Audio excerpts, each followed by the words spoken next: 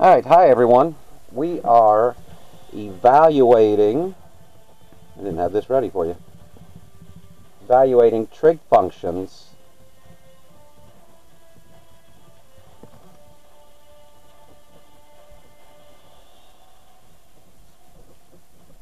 for special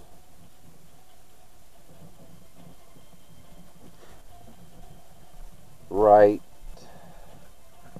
triangles. Okay. One of the special right triangles we're going to talk about is the isosceles right triangle. And let's just draw one that looks like an isosceles right triangle. Let's go about there. So that's my isosceles. Here's my right angle. I'm going to call this 1 unit long, this 1 unit long. I'm going to use the Pythagorean theorem to find what C is. 1 squared plus 1 squared equals C squared. 1 squared is 1 plus 1 is 2. That's C squared. Take the square root of both sides. And I know it has plus or minus. This is the length of the side, so we are using the positive side there.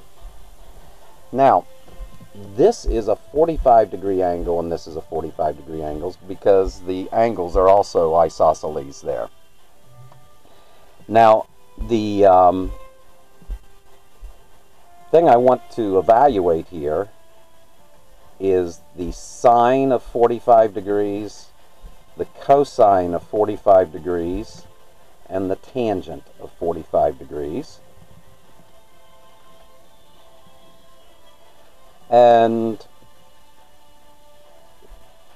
as we look at that, the sine of 45 degrees, that is the opposite, which is 1 unit long, over the hypotenuse, which is the square root of 2. Let me rationalize the denominator, and that's equal to the square root of 2 over 2. The cosine, the adjacent side, is 1 unit long as well. So it's 1 over the square root of 2, and we've already done that, so that's the square root of 2 over 2. And opposite over adjacent, 1 over 1 for the tangent is 1. So those are our values for sine, cosine, and tangent of 45 degrees. Now, the other thing we'll deal with are two kinds, but we're going to start with an equilateral triangle. So I'll draw something that might look like an equilateral triangle here. Each angle is 60 degrees. And let's make each side the same and make it just 1 unit long. Alright,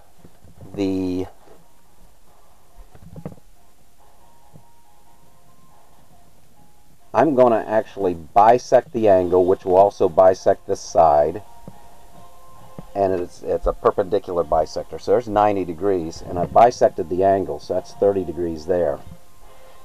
And when I bisected this side is a half unit long, so I'm kind of focused on the half triangle of the equilateral triangle here. And so this is also a 30, 60, 90 triangle. And if I look at this 60-degree angle, the sine and the cosine and the tangent of it. Oh, another thing I wanted to mention, one of the identities you need to know is tangent of an angle is the sine of the angle over the cosine of the angle. And notice that these are the same. Numerator over denominator are the same, and that equals 1. So just something that hit me as I was looking at that. Now the sine of 60 degrees. Oh, I haven't solved for this side yet here. This is like an altitude here. And a squared plus 1/2 squared is equal to 1 squared, using the Pythagorean theorem for right triangles. So that's a squared plus 1/4 equals 1. I'll subtract 1/4, and I have from both sides, I have a squared equals 3/4. And take the square root of both sides, and a, and I'm only interested in the positive part, square root of 3 over the square root of 4, which is square root of 3 over 2. So that's the length here. The square root of 3 over 2 is the altitude of this equilateral triangle. Now the sine of 60 degrees is the opposite. I'm going to cross these off. The opposite, square root of 3 over 2 over the hypotenuse, 1, which is the square root of 3 over 2.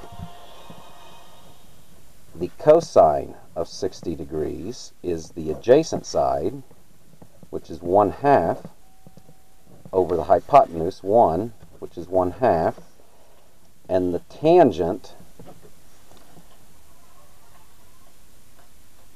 of 60 degrees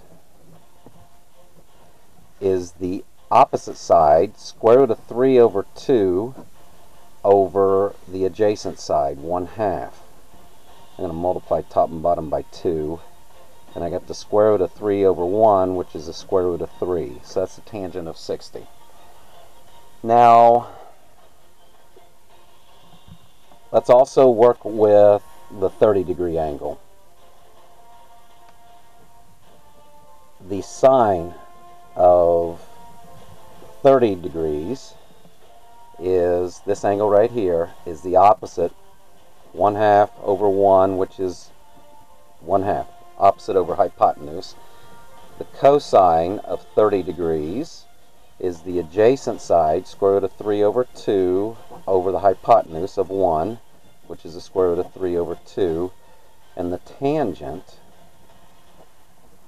of 30 degrees is the opposite side, 1/2 over the adjacent side, square root of 3 over 2. I'm going to multiply top and bottom by 2, and I've got 1 over the square root of 3, and then I'm going to rationalize the denominator, and I've got the square root of 3 over 3. So sine, I've got all the information here. And I just want to take a moment to organize it all. So let's start with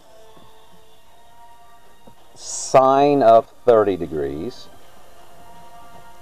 That's equal to the sine of, I'm going to convert 30 degrees times pi over 100, convert it to radians, is pi over 6.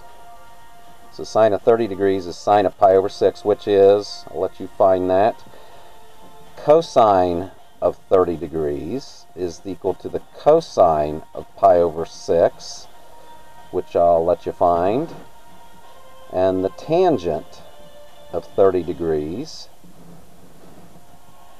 which equals the tangent of pi over 6, which equals, I'll let you find that. And oops, let's start with sine. Let's be consistent here, but let's do the 45-degree angles now. Sine of 45 degrees. 45 degrees times pi over 180 degrees.